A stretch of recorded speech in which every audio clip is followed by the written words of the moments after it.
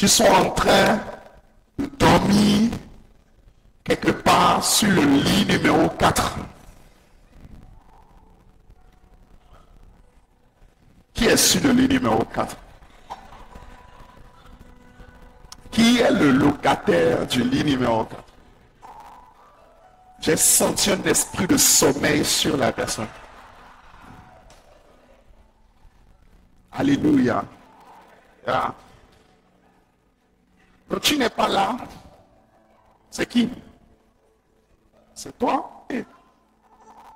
Donc tu n'es pas là pour dormir. Amen. Deuxième chose, tu peux baisser un peu le piano. Changer l'endroit. De sorte que, Deuxième chose, est-ce que quelqu'un me comprend? s'il te plaît, je sais qu'on est dans un monde qui est hyper connecté.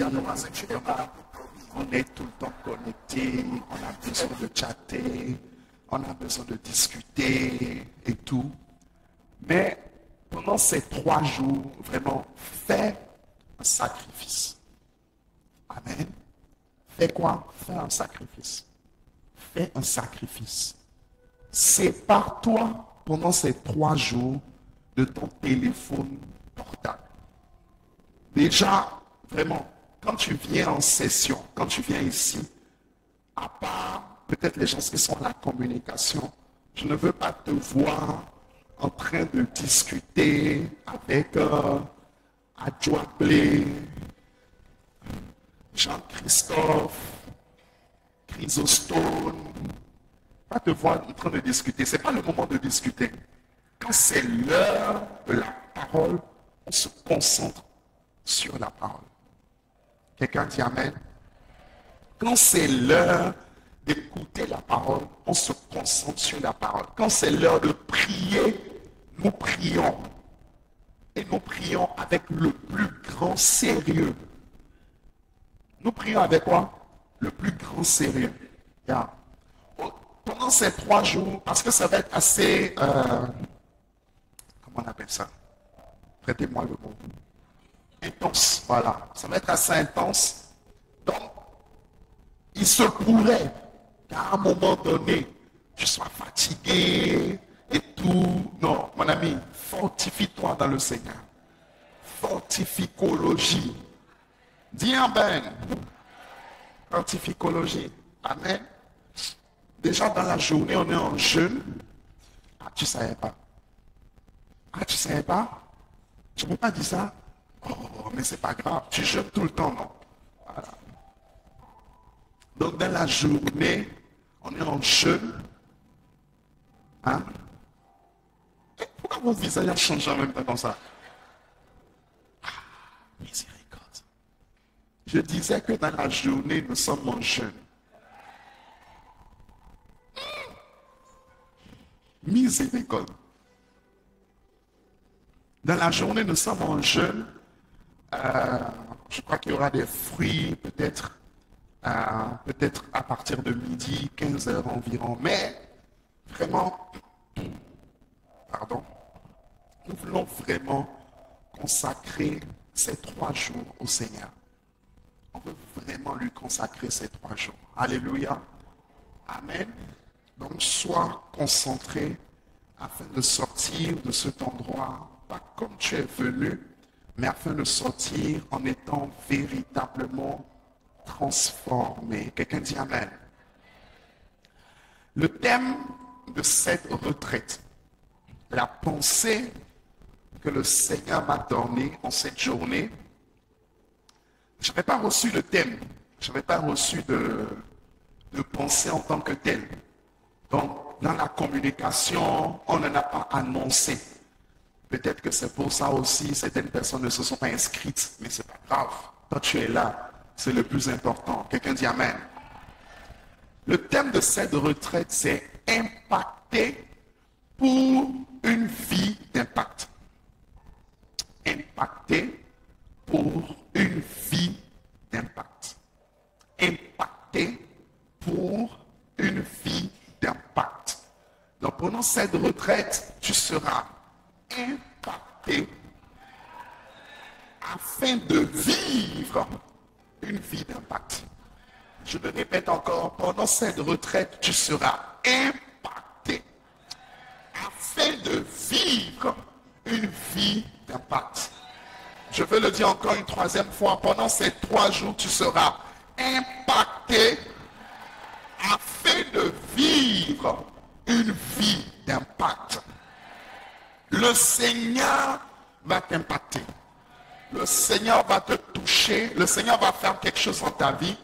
Et alors que tu sortiras d'ici, ta vie aura un sens.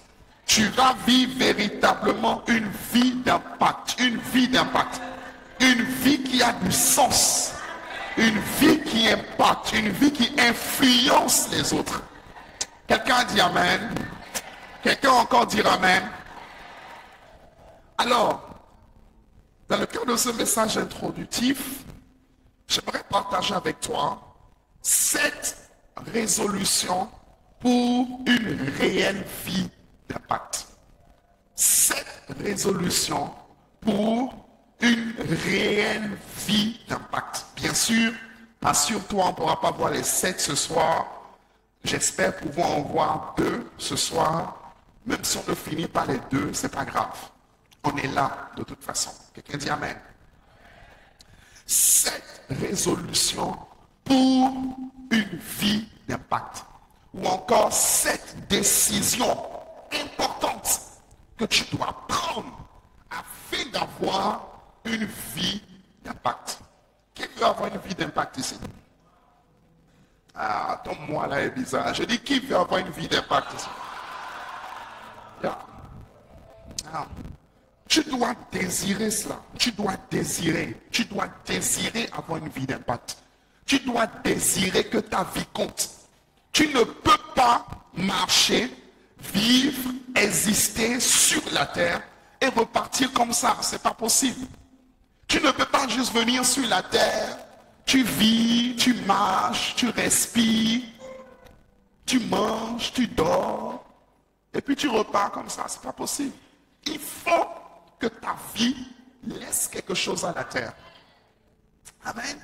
Il faut que ta vie ait du sens. Il faut que ta vie et ma vie aient du sens. Il faut qu'il y ait un avant et qu'il y ait un après.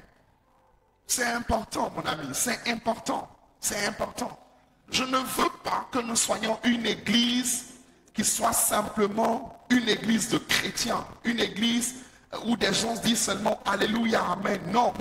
Mais mon désir, c'est que nous soyons véritablement une église où des hommes et des femmes d'impact, des hommes et des femmes d'influence sont suscités et libérés dans leur génération.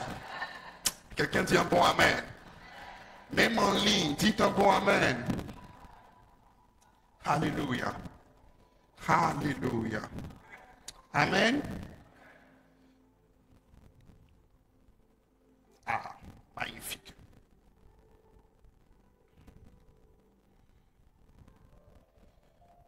Ok. Ça va être bien cette retraite. Il y a 3 ans, ça va être bien. Dis-lui, ça va être bien. Qui ne sera pas là demain en journée? Ah, tu vas rater des... Je t'ai dit, prends permission. Depuis 2 mois. Mais ton côté têtu ne t'a pas permis de prendre permission. Ok, voilà. Demain, on aura Pasteur Eric qui sera là. Donc.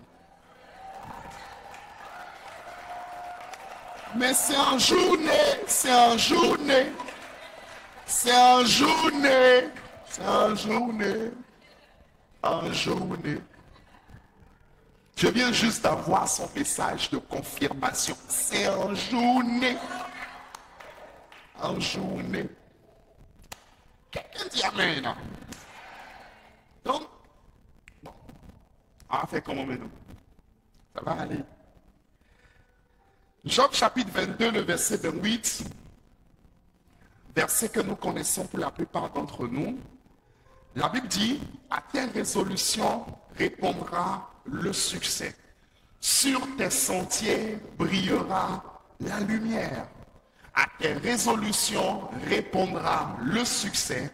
Sur tes sentiers brillera la lumière.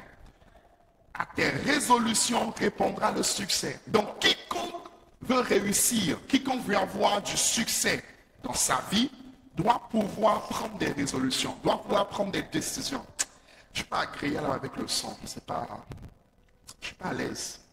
Je ne suis pas à l'aise. Je ne suis pas à l'aise. Il y a quelque chose qui me dérange. Amen.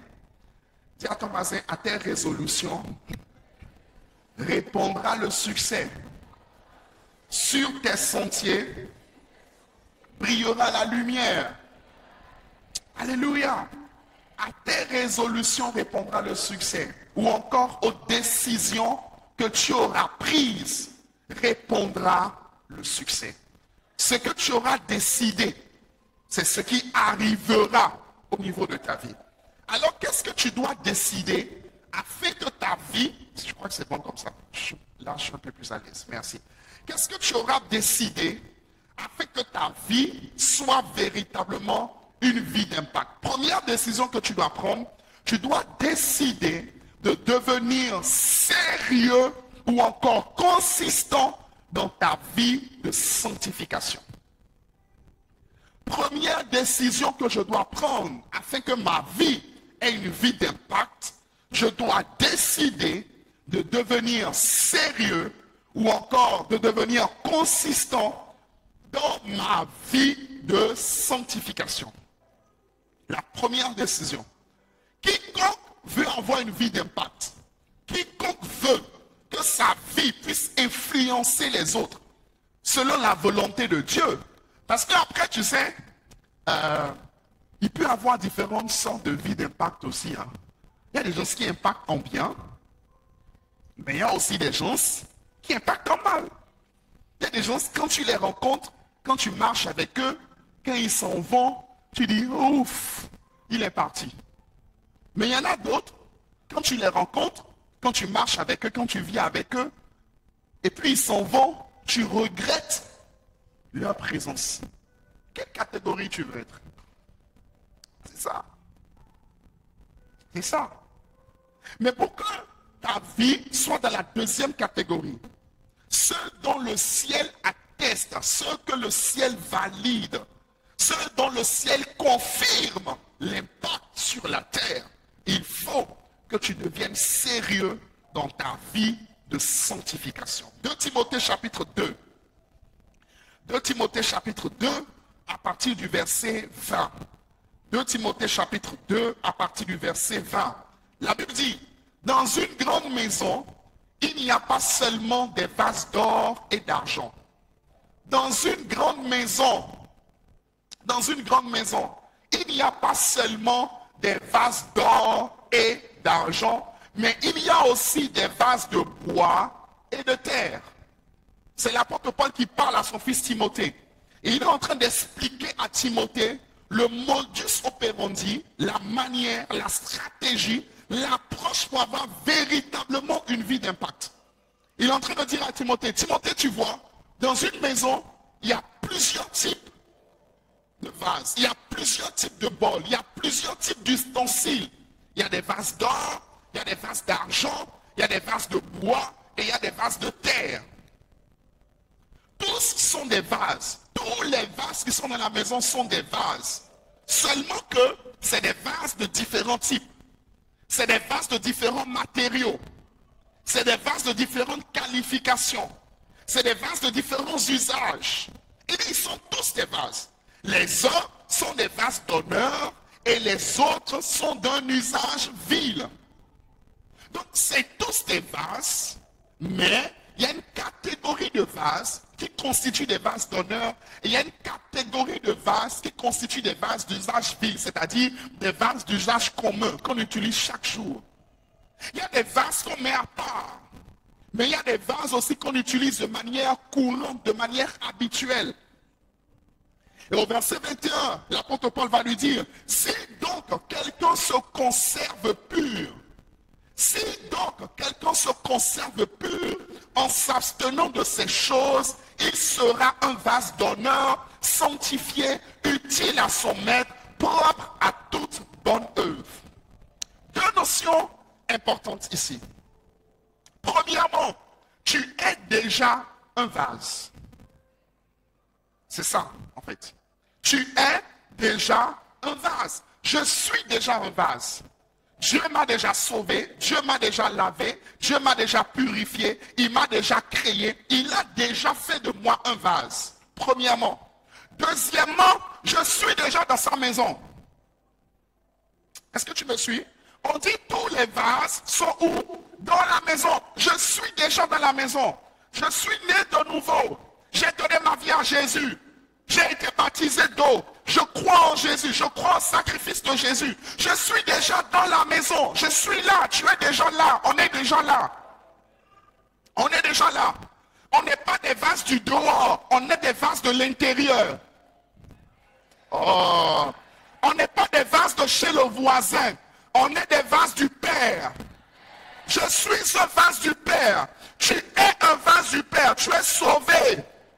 Tu es lavé par son sang. Tu as cru en lui. Tu es sauvé. Car à tous ceux qui l'ont reçu, il leur a donné le pouvoir de devenir enfants de Dieu. Tu es sauvé. Ça c'est bon. Ça c'est fait. Tu es sauvé. Tu es dans la maison. Tu fais partie de la bergerie. Tu fais partie des enfants de Dieu. Quelqu'un me dit amen. La manière d'être calme, on dirait que tu n'es pas convaincu. Hein? Tu fais partie des enfants de Dieu. Tu es un enfant de Dieu. Dis avec moi, je suis un enfant de Dieu. Plus fort, je suis un enfant de Dieu. Encore plus fort, je suis un enfant de Dieu. Dis, je suis de la maison. Je suis fils de la maison. Je suis fils de Dieu. Racheté par son sang. Lavé par son sang. Dis amen. Donc, tu es quoi? Fils de Dieu. Tu es déjà dans la maison. Nous sommes là, nous sommes là, nous sommes avec le Père. Nous ne sommes plus des étrangers pour Dieu. Nous sommes des fils de Dieu. Tu n'es plus un étranger, tu es un fils de Dieu. Tu es déjà dans la maison. Important. Parce que, avant d'être un vase d'honneur, il faut déjà être un vase, premièrement. Et un vase qui est dans la maison. Est-ce que quelqu'un me comprend? C'est par là que ça commence. C'est par là que ça commence. Je suis déjà un vase de la maison. Je suis un enfant de Dieu. Et il est important que la conscience de cette identité-là soit tellement inscrite à l'intérieur de toi que même quand on te réveille le matin, on dit qui tu es. Avant de te définir avec ta licence, avant de te définir avec ton master, avant de te définir avec ton nom de famille. D'ailleurs, en réalité, la Bible dit que lorsque nous sommes nés de Dieu, nous ne sommes plus nés de la chair ni du sang, mais nous sommes nés d'esprit. Cela veut dire quoi? Gloire à Dieu pour ton nom de famille. Ton nom de famille est excellent. D'où tu viens, c'est excellent. Mais ce dont tu dois le plus prendre conscience, c'est ta naissance spirituelle. Ta naissance spirituelle. Tu es esprit. Je suis esprit. Nous sommes esprit. Nous sommes nés de Dieu. Quelqu'un avec moi? Je suis né de qui? De Dieu. Je suis né de Dieu. Je suis un vase et je suis dans la maison. Ça commence par là. C'est la première étape. Je suis un vase et je suis dans la maison. Maintenant, deuxième chose. Le verbe que l'apôtre Paul utilise ici est très très intéressant. Verset 21. Relis avec moi le verset 21. 1, 2, 3, on y va. Ouvre ta Bible. Relis avec moi le verset 21. 1, 2, 3, on y va. Attends, ton voisin n'a pas encore trouvé ça dans sa Bible. Attends-le un peu.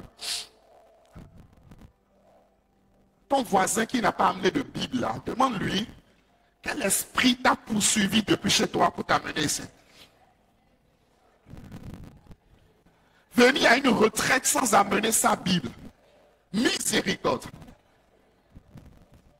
Ou bien tu n'as pas de Bible. Ado Bible. Il y a une Bible là.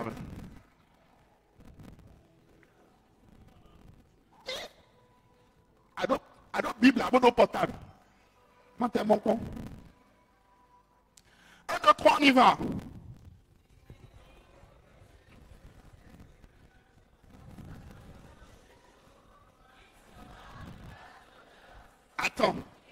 attends. Suis-moi correctement. Relis le verset, le début, les 6 premiers mots. Si donc, relis encore. Relis encore. Relis encore. Bien, écoute-moi. L'apôtre Paul ne dit pas si quelqu'un devient pur.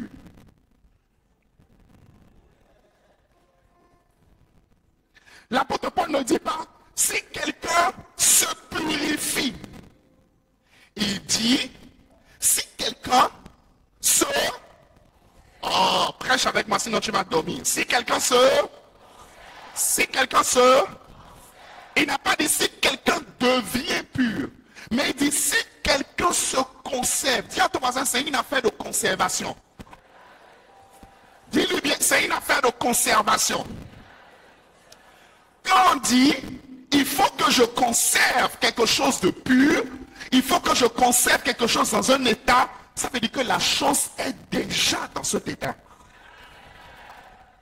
Oh! Est-ce que tu me comprends? Si quelqu'un fait quoi? Se conserve. Pas si quelqu'un devient. Si quelqu'un se conserve. Conserver, ça veut dire quoi? Maintenir. Garder.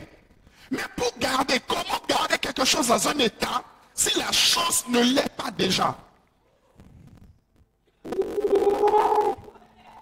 Are we together? Are we together? Il dit si quelqu'un se conserve pur, si quelqu'un se garde pur, c'est de moins en moins utilisé maintenant, mais les bois de conserve, les bois de tomates, il y a des femmes qui ne savent pas préparer ça. La parenthèse est fermée au nom de Jésus. Si quelqu'un se conserve, on parle de conserve parce que c'est un système qui a été créé pour garder quelque chose dans le même état. Mais pour que la chose soit gardée dans le même état, il faut que la chose ait déjà cette identité. On ne peut pas parler par exemple de conservation de tomates si on n'a pas la tomate. On ne peut pas parler de conservation de petits pois si on n'a pas le petit pois à l'intérieur. On ne peut pas parler de conservation de saucisse si on n'avait pas la saucisse préalablement. On ne peut pas parler de conservation de pureté si nous ne sommes pas déjà purs. On ne peut pas parler de conservation de sainteté si nous ne sommes pas déjà saints. Donc, le combat de ta vie n'est pas de devenir pur. Oh! Est-ce que quelqu'un est avec moi? Cette retraite va changer ta vie.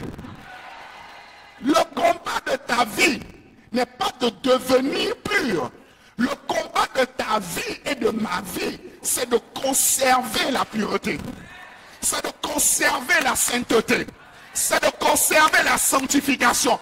Écoute-moi, un chrétien n'essaie pas de devenir pur. Un chrétien n'essaie pas de devenir saint.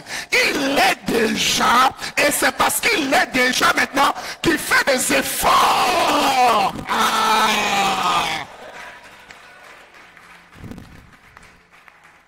Est-ce que quelqu'un comprend?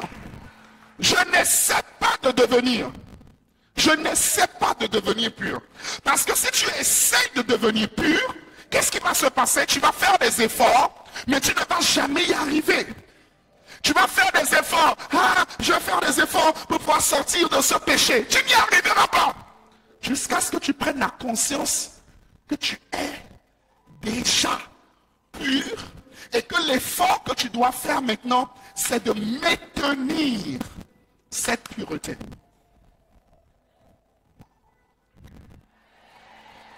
Est-ce qu'on est ensemble? Est-ce qu'on est ensemble? Est-ce qu'on est ensemble? Donc il dit si quelqu'un se conserve pur.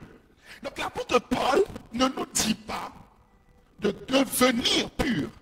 Il nous dit conservez-vous. Gardez-vous. Gardez-vous pur. Conservez-vous pur. Mes enfants, conservez-vous purs. Vous l'êtes déjà. Vous l'êtes déjà. Vous l'êtes déjà.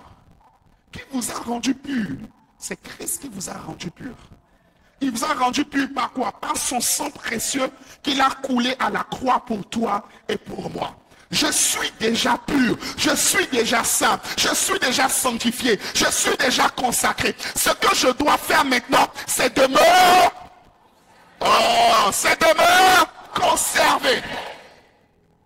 C'est une affaire de conserve. C'est une affaire de conservation. Il ne s'agit pas d'efforts pour devenir, s'il vous plaît. C'est par là que ça commence. Quel que soit le péché, quelle que soit l'impureté, quel que soit le défi avec lequel tu es en train de lutter actuellement, ce que j'essaie de t'expliquer, c'est que il ne s'agit pas de faire des efforts pour devenir pur, pour devenir saint. Il s'agit de grandir dans la conscience de ce que tu es déjà.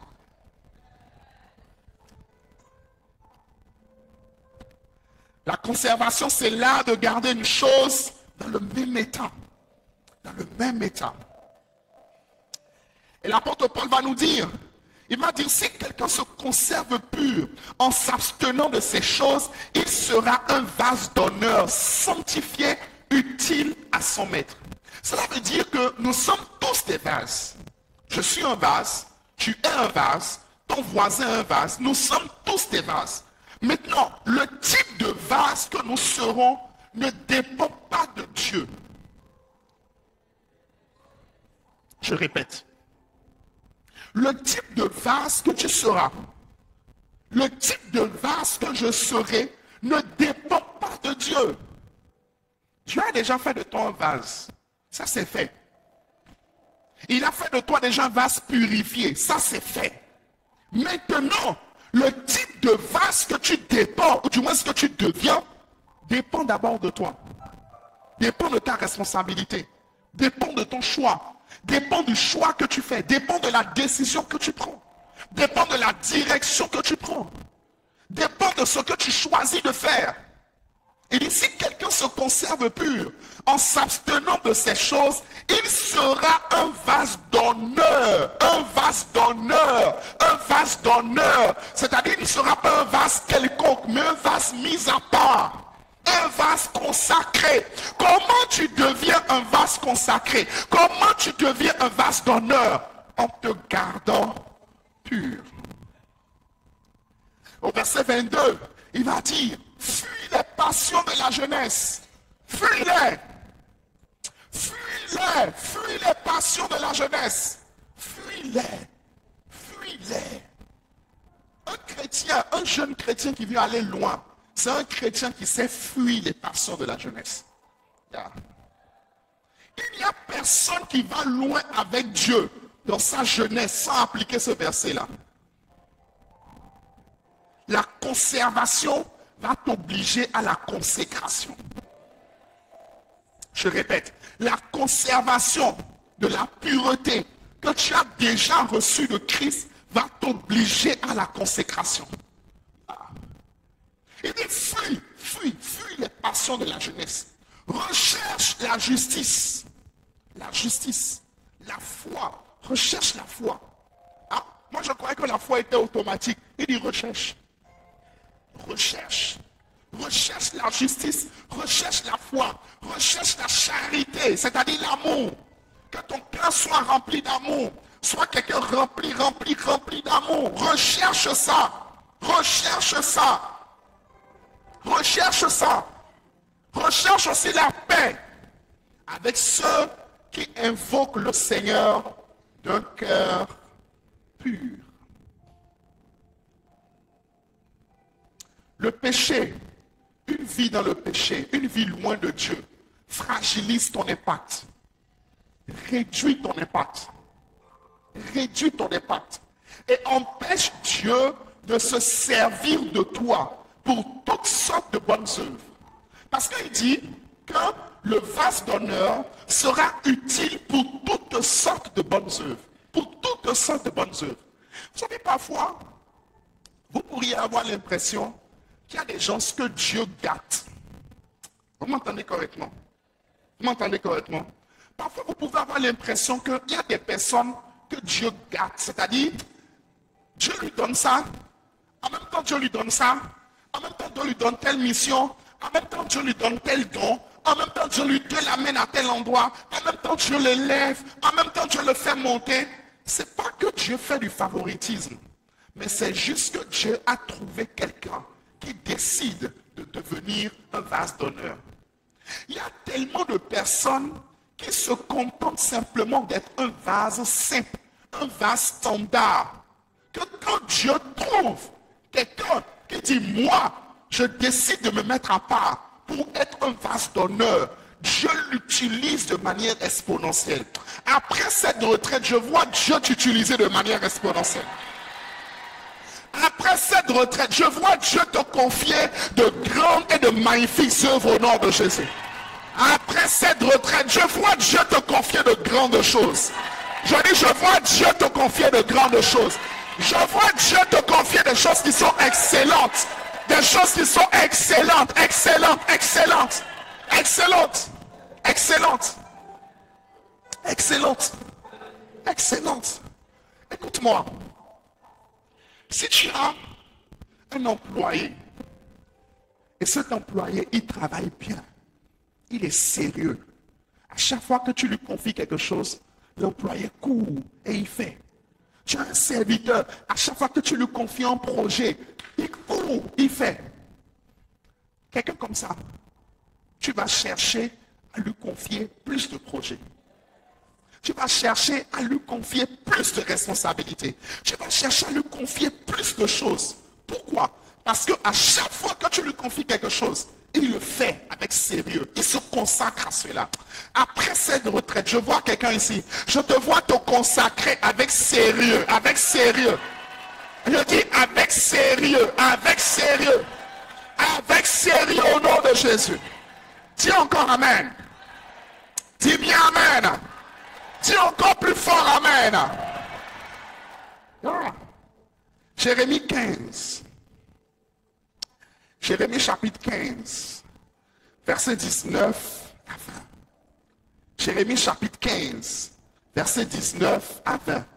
C'est Jérémie qui parle, du moins c'est Dieu qui parle à Jérémie. Dieu parle à Jérémie. Dieu vient vers son fils Jérémie et il parle à Jérémie. Jérémie, tu es en train de chercher Jérémie, c'est juste après Matthieu. Dans le Nouveau Testament, Jérémie est quelque part là-bas, juste après Matthieu. Tu as trouvé? Jérémie, chapitre 15, verset 19. La Bible dit, c'est pourquoi ainsi parle l'Éternel. C'est Dieu qui parle. C'est Dieu qui parle. Il dit, c'est pourquoi ainsi parle l'Éternel. Si tu te rattaches à moi, Dieu dit, si tu te rattaches à moi, je te répondrai. Si tu te rattaches, c'est-à-dire si tu fais tous tes efforts pour avoir une communion avec moi, une intimité avec moi, une romance avec moi, je te répondrai. Et tu te tiendras devant moi. Voici ce qu'il dit maintenant dans la suite. Si tu sépares ce qui est précieux de ce qui est vil, tu seras comme ma bouche. Si tu sépares ce qui est précieux, si tu sépares ce qui est précieux, si tu sais faire la distinction entre ce qui est précieux aux yeux de Dieu et ce qui est vil, il dit, tu seras comme ma bouche. Imagine la dimension où quelqu'un est comme la bouche de Dieu. Aïe, aïe, aïe, aïe, aïe, aïe. Être comme la bouche de Dieu. Être comme la bouche de Dieu, c'est-à-dire quoi? Quand tu parles quelque part, c'est Dieu qui a parlé. En fait, c'est ça. Quand tu parles quelque part, c'est Dieu qui a parlé. Être comme la bouche de Dieu, c'est quoi? C'est atteindre cette dimension lorsque tu ordonnes aux choses, les choses viennent à l'accomplissement. Ça c'est atteindre en fait cette dimension de puissance et d'autorité où aucun démon, aucune situation ne peut te résister. Yeah. Quand tu parles, c'est Dieu qui a parlé. Il dit, tu seras comme ma bouche. Et comme la bouche de Dieu, c'est atteindre cette dimension où les paroles de Dieu sortent de ta bouche.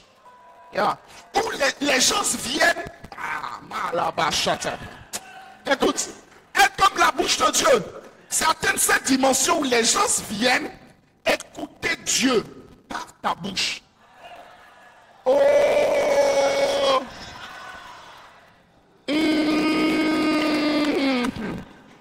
Les gens viennent quoi? Écouter Dieu. Entendre le conseil de Dieu par ta bouche.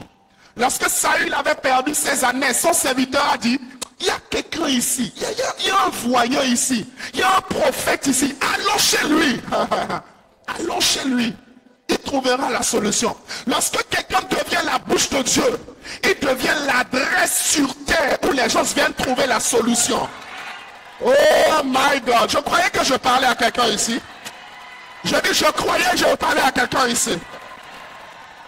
Yeah. Yeah. Oh yes. Oh yes. Tu seras comme sa bouche. Tu seras comme sa bouche. Je dis tu seras comme sa bouche. Comme sa bouche.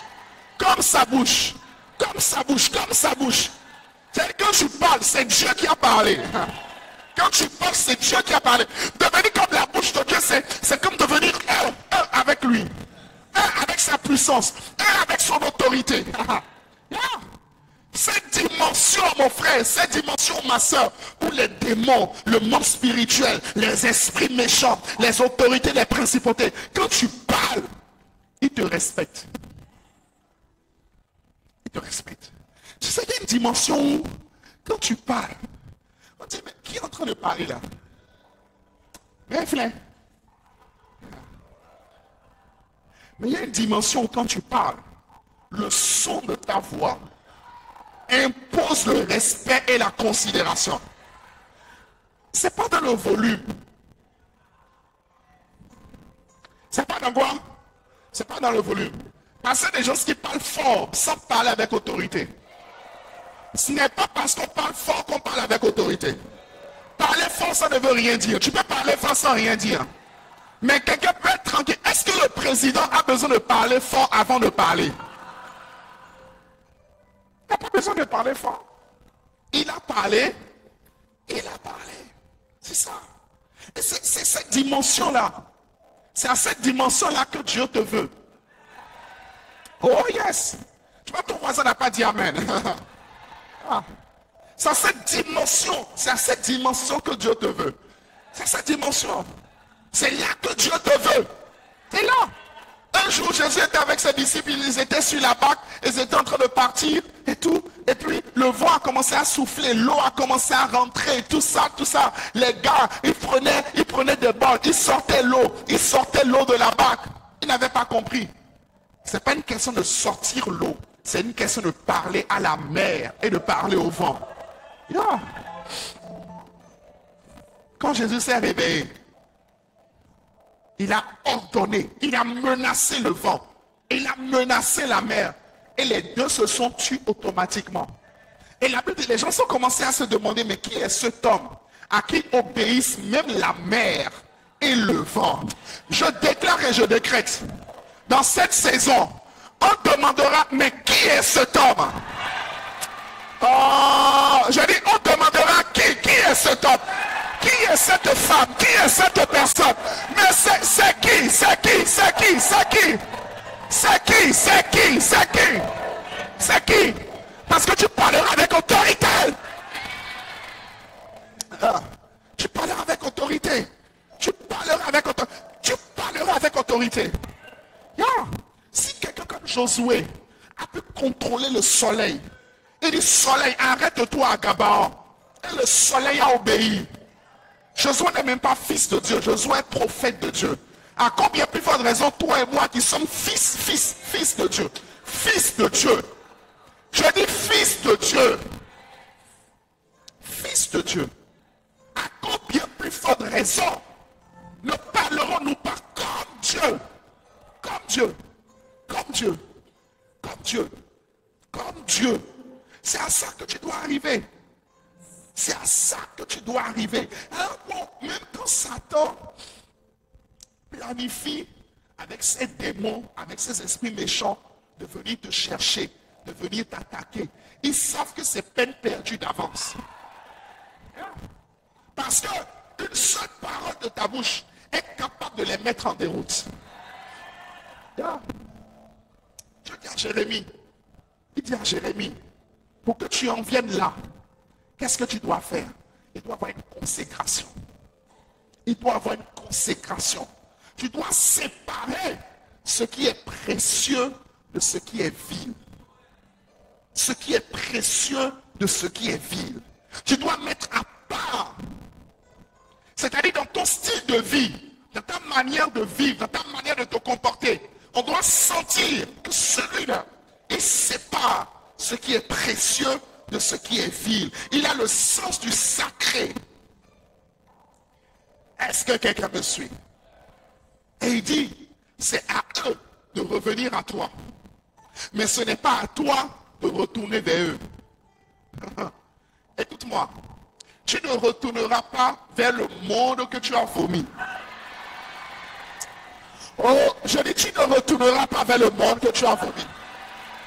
Tu ne retourneras pas vers le monde que tu as vomi.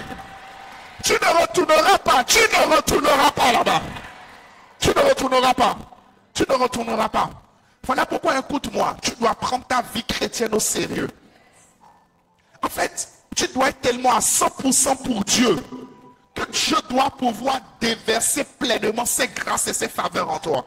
Est-ce que je parle à quelqu'un ici? Est-ce que je parle à quelqu'un ici? Yeah. Il dit, ce ne sera pas à toi de repartir vers eux, mais ce sera à eux de revenir vers toi.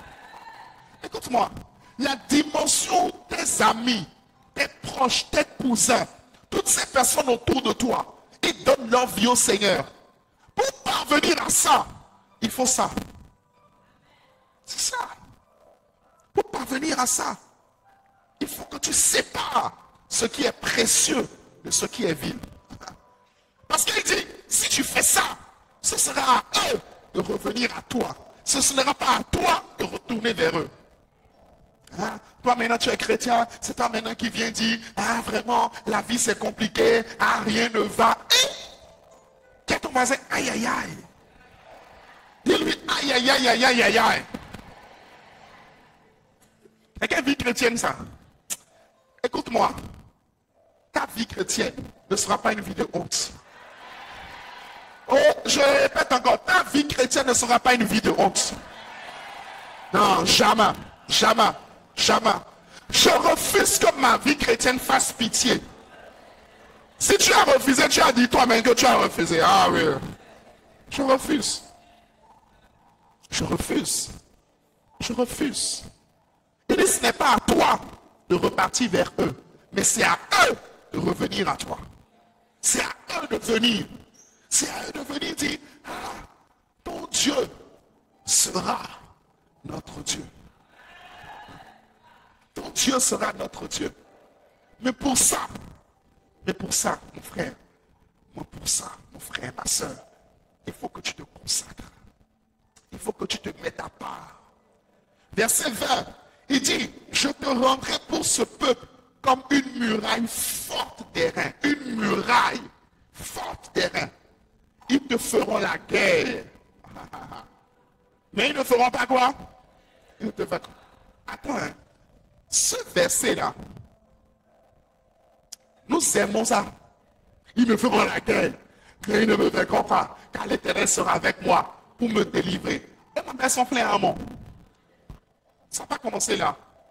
Ça n'a pas commencé là. La dimension de ils te feront la guerre, ils ne te vaincront pas, commence par le fait que tu sépares ce qui est précieux de ce qui est vil. Attention.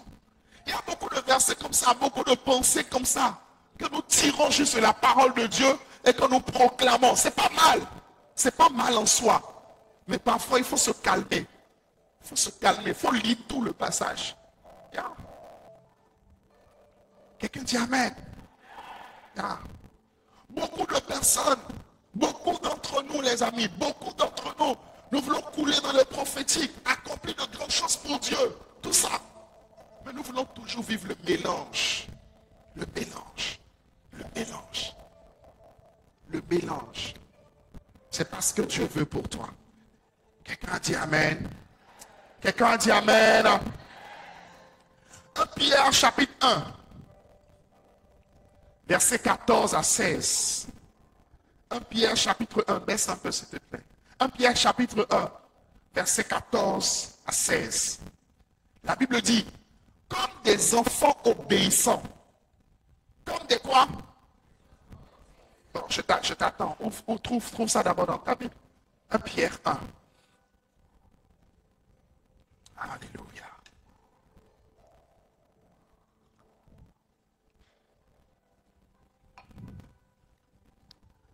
Alléluia.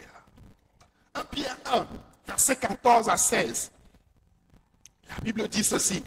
Comme des enfants obéissants, ne vous conformez pas aux convoitises que vous aviez autrefois. Ne te conforme pas.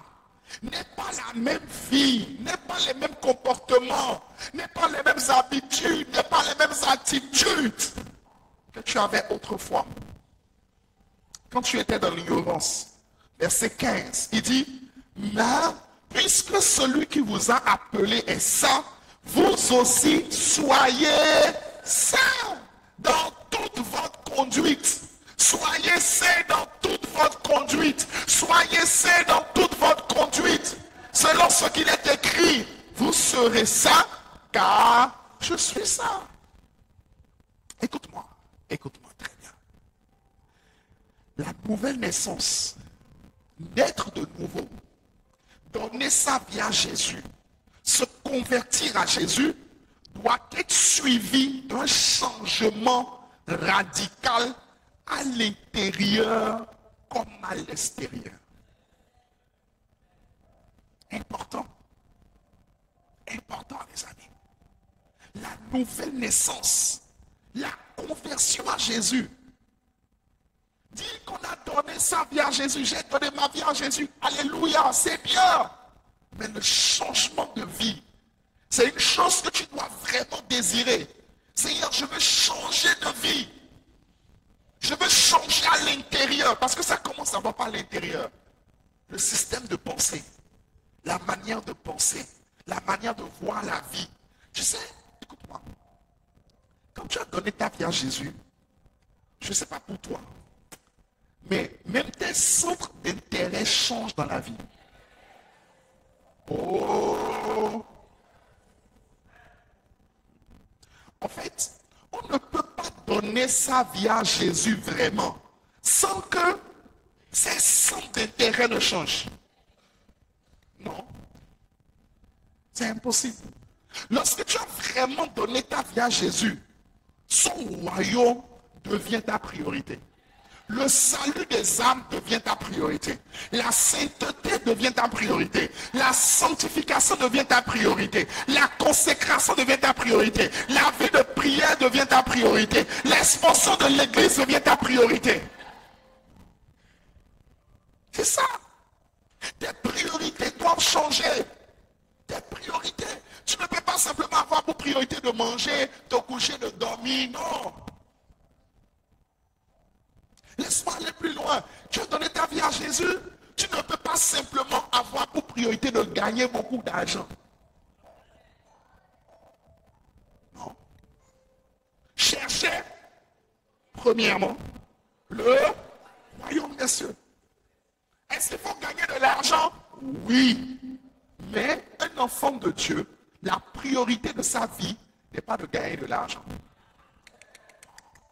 Fais attention à ça.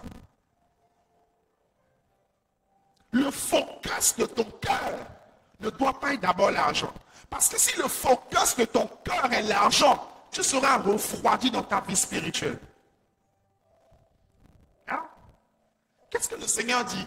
Il dit, vous ne pouvez pas chercher Dieu et maman. Vous ne pouvez pas chercher Dieu et maman. Non. Il y a des demandes professionnelles que tu dois même apprendre à refuser. Je vais t'expliquer. Je vais t'expliquer.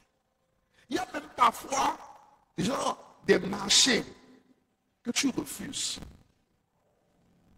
Lorsque tu constates que cette demande professionnelle veut arracher ta vie spirituelle, ton intimité avec Dieu. Je me rappelle une période quand je travaillais encore comme rédacteur web. Il y a une période, j'avais plein de contrats. Beaucoup, ça venait. Contrat par-ci, contrat par-là. Contrat à gauche, contrat à droite. J'en prenais. J'avais plus le temps. Même dimanche, il fallait travailler. Un jour, j'étais sur l'hôtel, en train de conduire. Et mon portable commence, je vois un appel sur mon portable. C'est quelqu'un avec qui je travaille qui m'appelle dimanche matin. Vous dit, je t'ai envoyé un mail, il faut que j'ai l'article aujourd'hui. Aujourd'hui, il m'envoie un message. Je t'ai envoyé un mail, il faut que j'ai l'article aujourd'hui.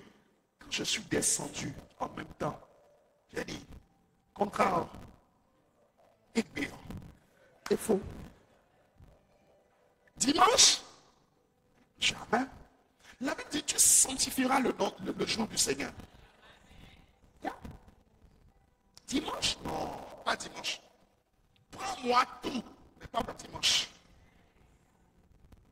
Prends-moi tout. Ça, c'est la preuve que tu es né de nouveau. Ça, c'est la preuve que tu es vraiment encore sur la voie du Seigneur. Lorsque tu fais des œuvres de Dieu, du désir de Dieu, du cœur de Dieu, ta priorité. Écoute-moi, lorsque Moïse est venu dire aux enfants d'Israël, ou du moins dire à Pharaon, on va sortir d'Égypte. La première réaction de Pharaon, c'était quoi? Dis-moi. Hein? Qui se rappelle? Hein? Vous ne lisez pas vos Bibles. Oui? Parlez, non? Les empêcher d'aller adorer. Non, ce n'était pas ça. C'était quoi la première réaction de Pharaon envers les enfants d'Israël? Oui? Ils ont augmenté les travaux. Merci Guy Valérie. Ils ont augmenté. Pharaon a dit, avant, on vous trouvait de la paille pour faire les briques. Maintenant, là, on ne vous trouve plus la paille. Vous-même, allez chercher la paille. Ils ont augmenté leur charge de travail afin qu'ils soient tellement préoccupés qu'ils ne pensent pas à l'adoration.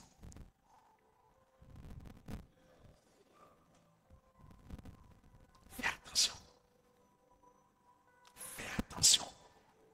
Je ne dis pas de ne pas travailler. Je ne vous dirai jamais ça, les amis. Jamais. Jamais. Travailler, bosser. Bosser dur.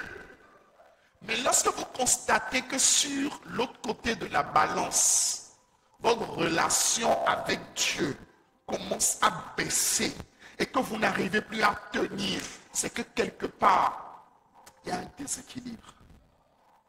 Il y a un déséquilibre. Il y a quelque chose qui ne va pas. Il y a quelque chose qui ne va pas. Mieux vaut avoir peu avec Dieu que d'avoir beaucoup sans Dieu.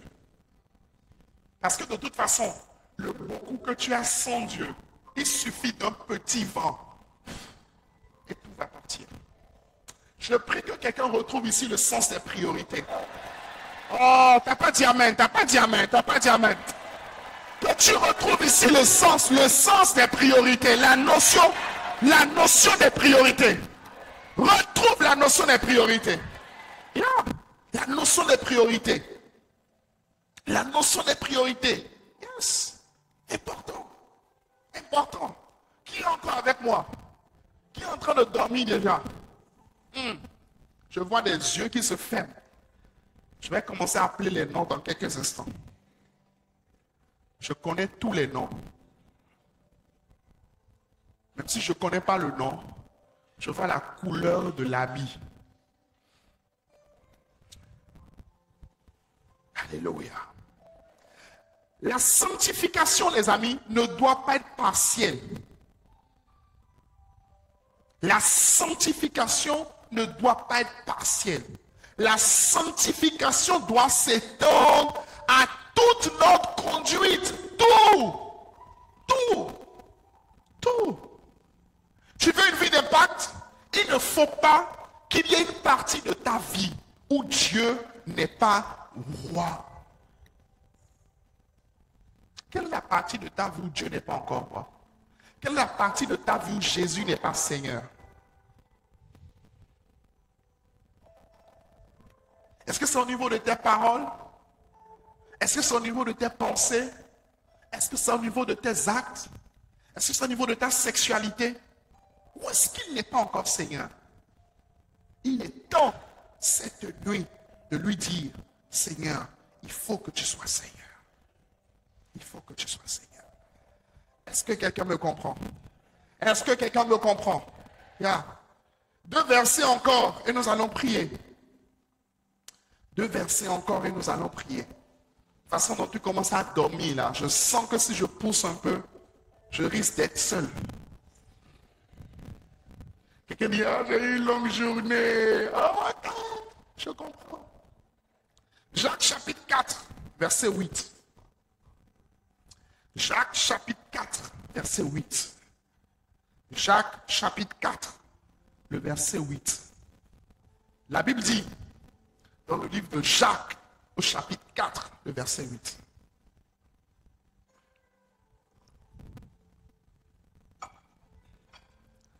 Il dit, approchez-vous de... Oh, approchez-vous de qui? Approchez-vous de qui? Approchez-vous de qui? Dieu. Approchez-vous de Dieu. Et il fera quoi? Qu'est-ce que tu lis dans ta Bible? Relis encore. Approchez-vous de Dieu et... Ah. Approchez-vous de Dieu, il s'approchera de vous. Approche-toi de Dieu et il s'approche de toi. En fait, en relation avec Dieu, il y a un niveau où, tu vois, il y a un niveau où, non, même pas un niveau. Jésus t'a sauvé, dis Amen. Dis encore Amen. Jésus t'a justifié, dis Amen. Jésus t'a lavé, dis Amen. Tu es sanctifié, dis Amen. Tu iras au ciel, dis Amen. Maintenant, voici ce qui se passe. Dans ta relation avec Dieu, il y a un niveau où Dieu t'attend. Guy Valérie, viens s'il te plaît. Reste en face de moi. Reste de l'autre côté. Tu vois, parfois dans ta relation avec Dieu, il y a un niveau où Dieu t'attend. Tu dis, Seigneur, je veux te voir. Dieu dit, moi-même, je t'attends. Il dit, approchez-vous de Dieu. Et il fera quoi? Et il s'approchera de vous. Donc, supposons que me voici. Et voici la position de Dieu. On est tous de face à face. Dieu attend.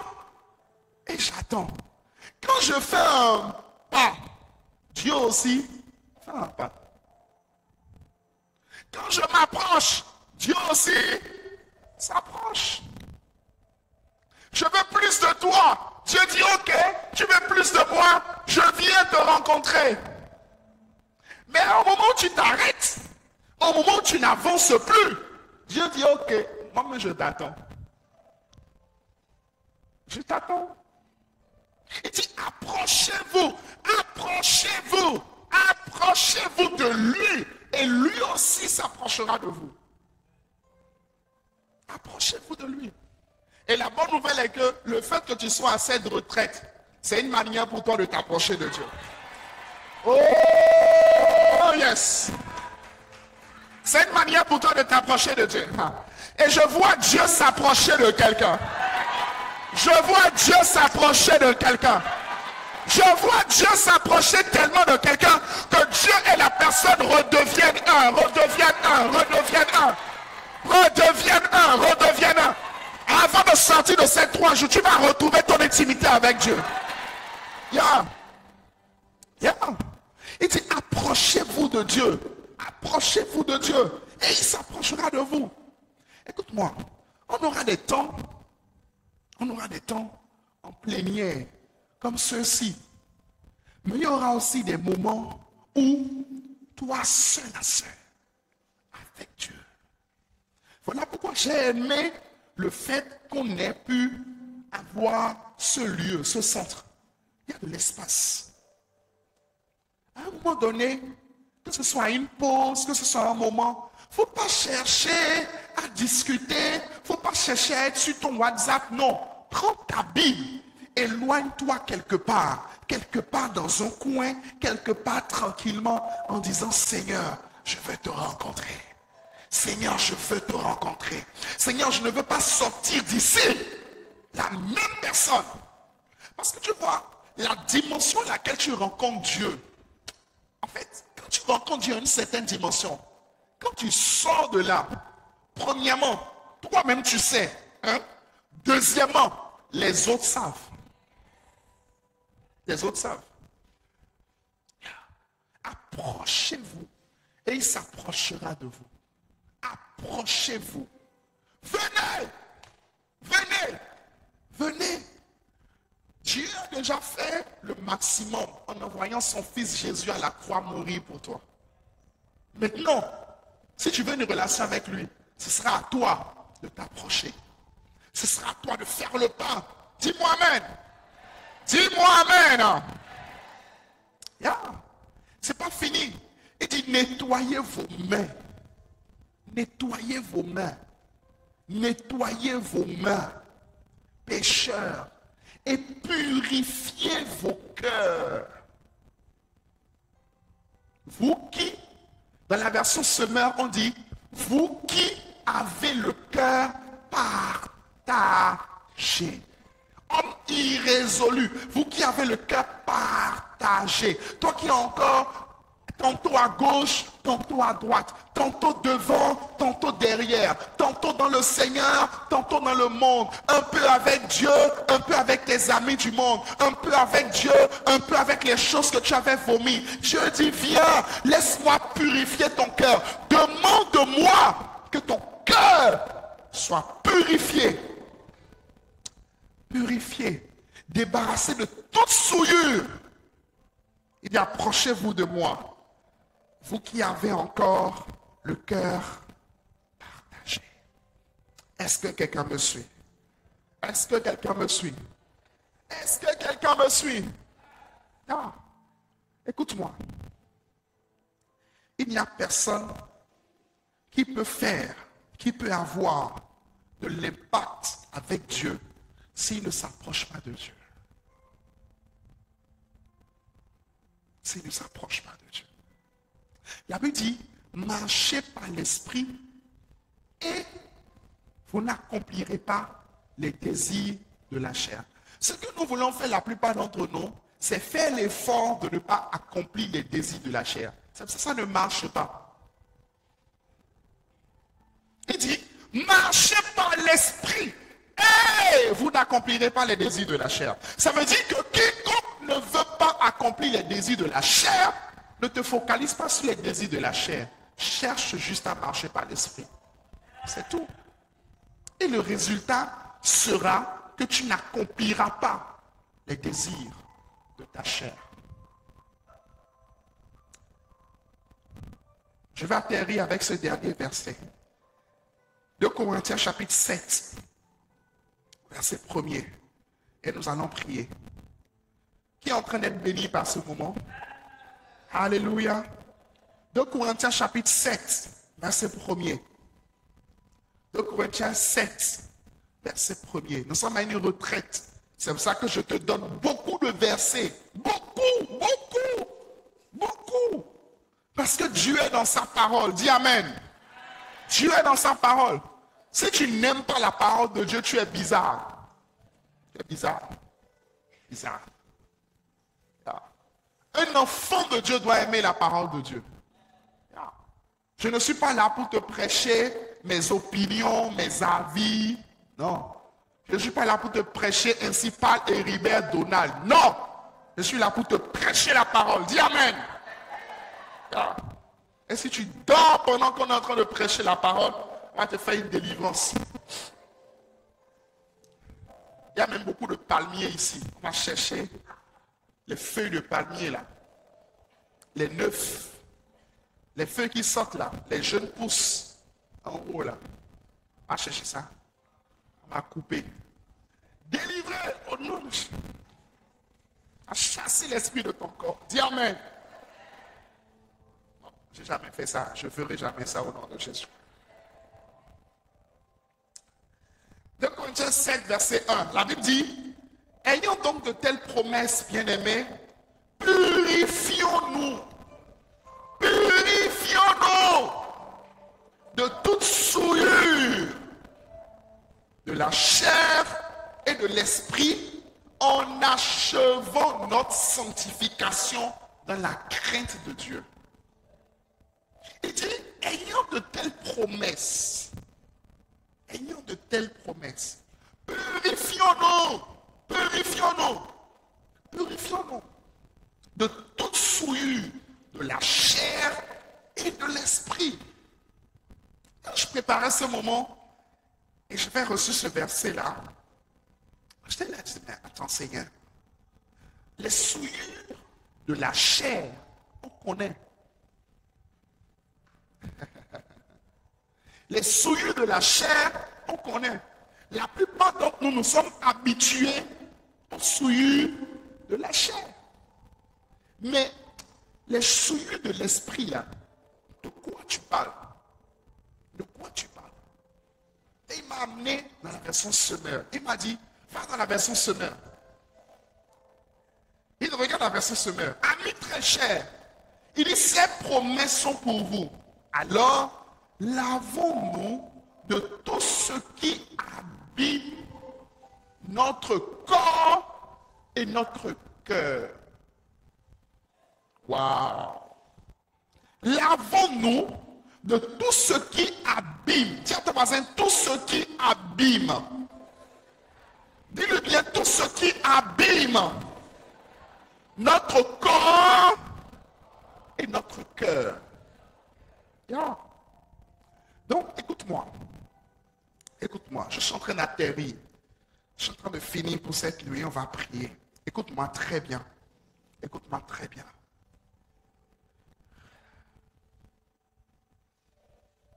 Pour que ta sanctification soit parfaite, ne cherche pas simplement la purification au niveau du corps. Cherche aussi la purification au niveau du cœur. Ne te contente pas simplement de chercher la purification du corps. Cherche aussi la purification du cœur. Parce que vous savez, parfois, on peut ne pas être dans l'impudicité, on peut ne pas être dans le vol, dans le mensonge, ces choses, mais au niveau du cœur, le cœur. La Bible dit, le cœur de l'homme est tortueux. Qui peut le connaître? Un cœur orgueilleux, un cœur suffisant, un cœur amer, un cœur qui est faux, un cœur qui refuse de pardonner, un cœur qui entretient de l'animosité. Ce n'est pas un cœur selon la volonté de Dieu. Ta sanctification, pour une vraie vie d'impact, ta sanctification doit être au niveau du corps, mais aussi au niveau du cœur. On est en train de parler de vie d'impact. Écoute-moi. Écoute-moi très bien. Écoute-moi très bien. Tu veux que Dieu te confie des nations? Tu veux que Dieu te confie des vies demain? Tu dois faire attention à ton cœur. Sinon, tu vas être comme Élie. Tu connais Élie? On est venu le chercher seulement. Et puis le gars dit, si je suis serviteur de Dieu, que le feu descende et vous consume. Élie, 50 personnes une fois, 50 personnes deux fois, 50 personnes trois fois. La quatrième fois, il voulait encore parler. L'ange est venu dire,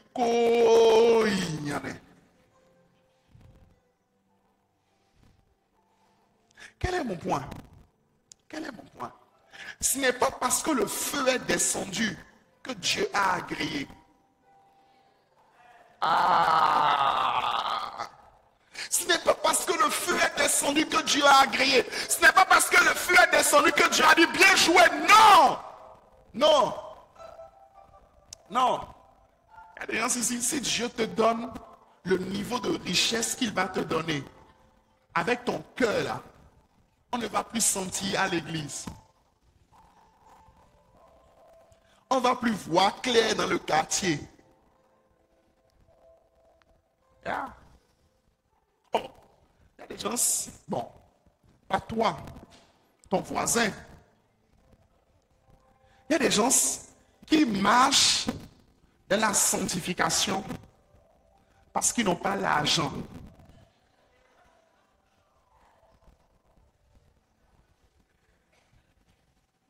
En fait, je peux continuer? Je peux continuer? Ok. En fait, ils n'ont pas encore les moyens pour financer le péché.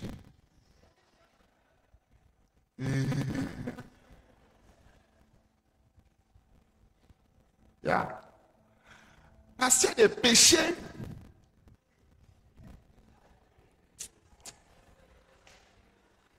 qui coûtent cher.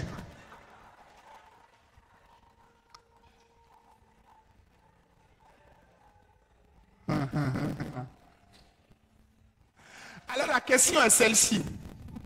La question est celle-ci. Quand tu auras l'argent, que financeras-tu? Il ne faut pas trop vite juger les gens.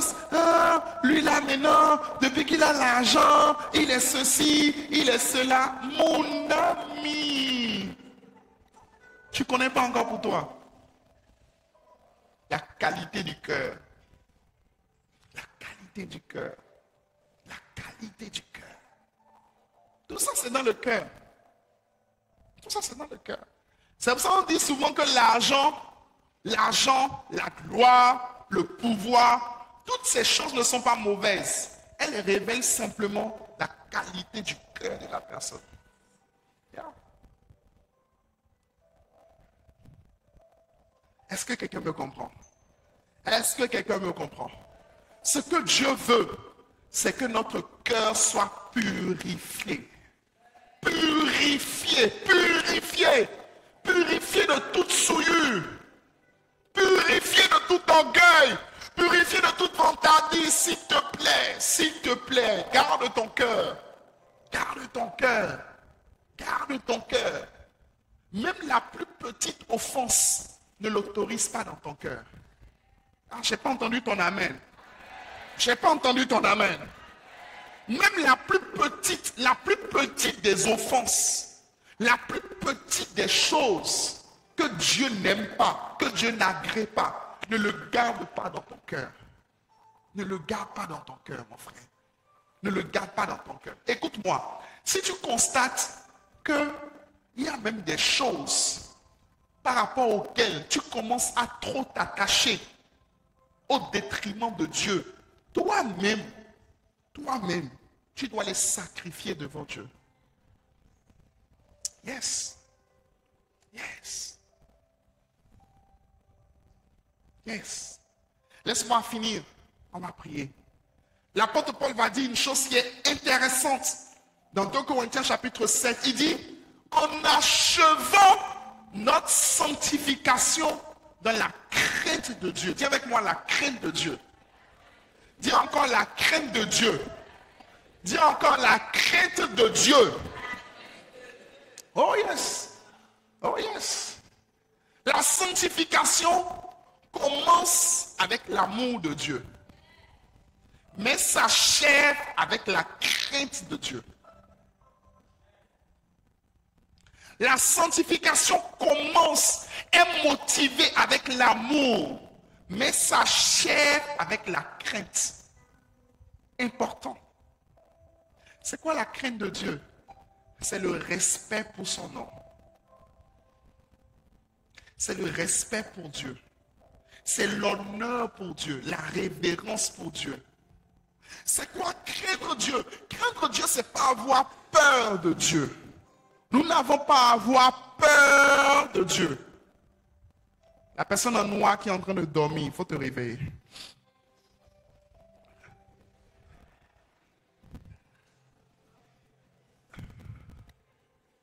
Tu es venu ici pour dormir. La prochaine fois, je viens jusqu'à toi et je te touche. Amen. Écoute-moi bien. Écoute-moi bien. Nous allons prier dans quelques instants. Nous allons prier dans quelques instants. Il faut que tu sois habitué au long enseignement. Oui. Oui, oui. Il faut que tu sois habitué. La Bible dit, Jésus a enseigné toute la journée. De 6 heures à 18 heures. Il faut qu'on fasse ça pendant cette retraite-là. Voilà. Un marathon commence le matin. Puis on prend toute la journée jusqu'au soir. La première personne qui dort. Dis Amen. Parce que là, j'ai juste fait quoi? J'ai juste fait même pas 2 heures. Et ton voisin somnole déjà. Miséricorde. Dis avec moi la crainte de Dieu. Dis encore la crainte de Dieu. Dis encore la crainte de Dieu. Écoute-moi. Nous sommes dans une génération où on parle beaucoup de la notion de la grâce. Dieu est grâce. Dieu fait grâce. La grâce de Dieu est disponible. Vous pouvez faire tout ce que vous voulez. Dieu pardonne. Dieu comprend. Dieu vous purifie. Ce qui est vrai. Dis Amen. Mais écoute-moi. Si cette notion-là, si la notion de la grâce n'est pas équilibrée avec la notion de la crainte et de la révérence, du respect à Dieu, ça crée une génération qui est très déséquilibrée. Ça crée une génération qui va attirer sur elle des jugements divins. Parce qu'elle ne respecte pas Dieu. Elle joue avec les choses de Dieu. Elle joue avec la maison de Dieu. Elle joue avec le nom de Dieu. Elle joue avec le Saint-Esprit. Elle va partout avec le Saint-Esprit. Elle amène le Saint-Esprit partout. Yeah. Ce que je te dis là, l'homme a vécu des choses dans le ministère. Un jour, j'ai commandé quelque chose à quelqu'un. J'ai commandé quelque chose à quelqu'un. J'ai dit, va me récupérer ça à tel endroit et amène-moi ça à la maison. C'était un repas. En tout cas, c'était un truc à manger, un truc alimentaire. J'ai dit, va récupérer ça et amène-moi ça. Et le frère, il est en route. Il est en train d'arriver chez moi. Et tu sais pas où il passe? Hein? Tu sais pas où il passe? En venant chez moi. Une maison de prostituées. Ouais. Hein?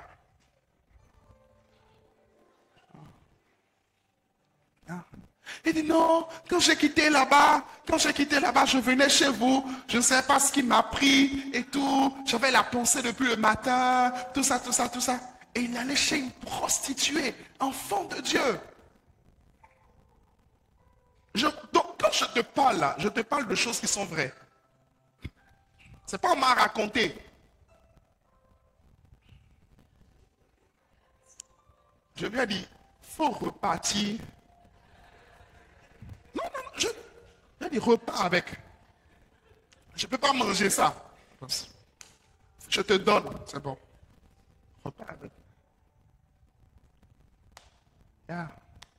En fait, j'étais choqué. Je dis, attends, genre, qu'est-ce qui t'arrive au point où tu te retrouves à faire ça? Ça veut dire qu'au niveau du cœur, il n'y a pas la notion de la crainte. La notion de la crainte. La sanctification n'est achevée que dans la crainte. Écoute-moi très bien. Écoute-moi très bien. si tu es vraiment né de nouveau et tu as vraiment donné ta vie à Jésus et que ta conscience n'est pas devenue souillée, il y a des choses que tu vas vouloir faire, ton cœur va battre. Est-ce que je parle à quelqu'un? Non, est-ce que je parle à un enfant de Dieu ici? Yeah. L'une des preuves que tu as vraiment donné ta vie à Jésus, que tu es vraiment converti et que tu es encore dans la foi, c'est qu'il y a des choses. Quand tu vas vers ça, ton cœur bat. Ton cœur bat. Tu dis, qu'est-ce que je vais faire? Qu'est-ce que je vais faire? Et si je mourais maintenant? Oh. Yeah. Et si je mourais maintenant? Et si on venait nous attraper? Quand tu vas donner le rendez-vous à la sœur de l'église, chez toi, ma sœur, quand tu montes sur les ailes, en allant chez un frère, ton cœur bat pas. Et si un camion te ramassait sur la voie,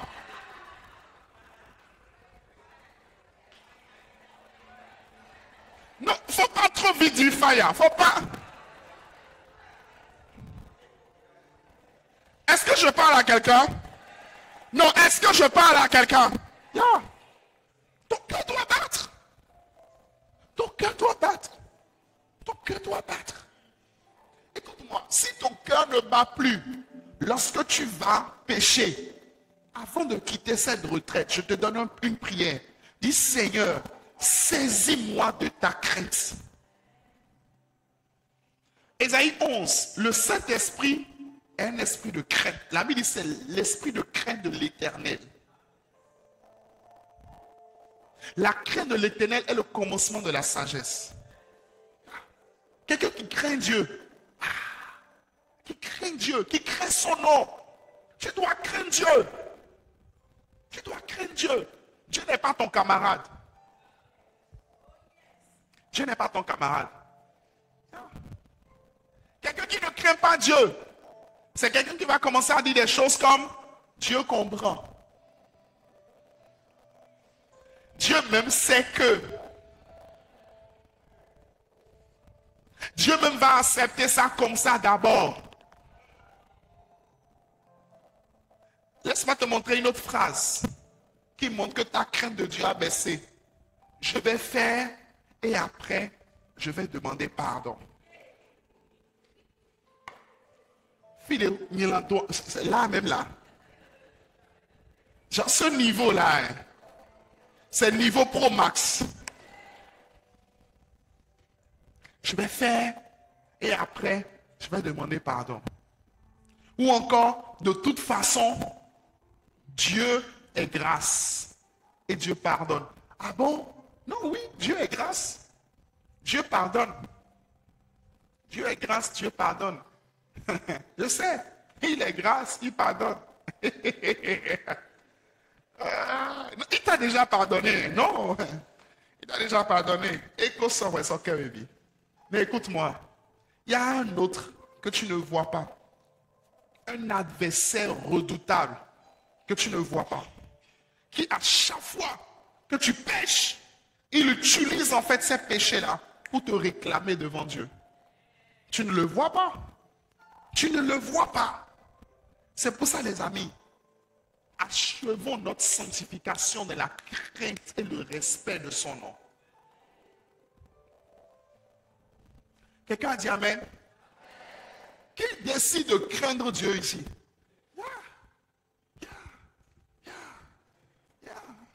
Pas une église où on banalise la présence de Dieu. Non. Non. En fait, écoute-moi. Même quand tu viens à l'église, je vais te donner un secret. On est là pour ça, non? Même si on va à 6 heures, c'est pas grave. Tu vas supporter ou bien. Non, t'inquiète, on va arrêter tout à l'heure. Mais suis-moi. Je vais te donner un secret. Je vais te donner un secret. Les gens qui ont mis des capuchets d'hommes là, je vous vois. Je vais te donner un secret. Ne banalise jamais la présence de Dieu. Ne banalise jamais la présence de Dieu. Ne banalise jamais Dieu. Que tu sois à l'église, que tu sois à la maison, dans l'œuvre de Dieu, dans le service que tu rends à Dieu, dans tout ce que tu fais, ne banalise jamais Dieu. Ne fais jamais de Dieu ton camarade. Jamais. Dieu n'est pas ton camarade. Dieu n'est pas notre camarade. C'est vrai qu'il est notre Père, mais il n'est pas notre camarade. Il n'est pas notre camarade. La crainte de Dieu, mon frère, la crainte de Dieu, ma soeur, va garder ton cœur. Va garder ton cœur. Il faut que tu craignes Dieu. Tu ne peux pas te permettre de vivre n'importe comment. Non! Crains Dieu! Crains-le! Crains-le! Crains-le! Crains-le! Et la crainte de Dieu dans les petites choses, c'est ça qui va te garder dans la grandeur. Yeah. Il y a des gens.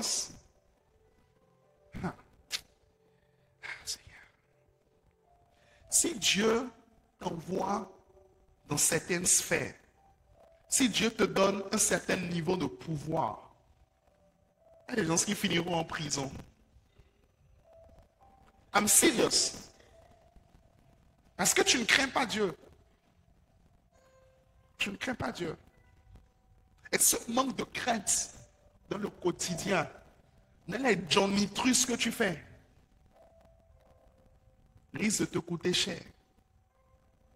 C'est pour ça, Dieu, t'aimant et voyant cela, il te maintient là où tu es aujourd'hui.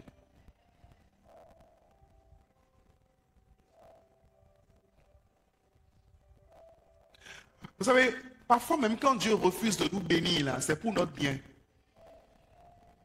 Parce que Dieu est sage. Il ne va pas donner à son enfant une bénédiction qui va le détruire. Donc au lieu de pleurer, dis Seigneur, où es-tu? Il faut plutôt dire Seigneur, dans mon cœur, dans ma vie, qu'est-ce qui m'empêche? Qu'est-ce qui empêche la prochaine étape de ma vie? La prochaine saison de ma vie? Seigneur, montre-moi, révèle-moi, ouvre mes yeux. Qu'est-ce que je dois corriger? Qu'est-ce que je dois ajuster afin d'aller là où tu veux que je sois? Afin d'avoir la vie d'impact que tu veux que j'ai. Que le Seigneur te bénisse. Est-ce que tu peux l'acclamer?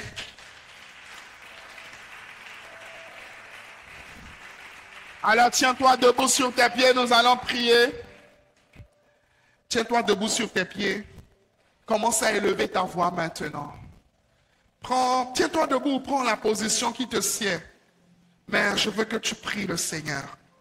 Je veux que tu pries le Seigneur. Karabababashata. Imandorobo sotarabadebedebedebe. Imanderebo sandanamando sharabadabadaba. Yenanamando sotarabadabadabadaba. Anamando shanderebo setedebedebedebe. Pray, pray, pray, pray. Mare katana mando shanderebo sotarabade. Mare edebo sotereba shamnana mandosa. Ah Seigneur, accorde-moi la grâce de grandir dans ma sanctification. Accorde-moi la grâce de grandir, de grandir, de grandir. Je reconnais qu'il y a encore des choses qui sont dans ma vie. Abba Père, s'il te plaît. Rakata danamando shete de debo sotara bababa. Abba Père, yendanamando shete de bosa. Rekete de debo shamdanamande de bosa. Imam de debo sote de debo.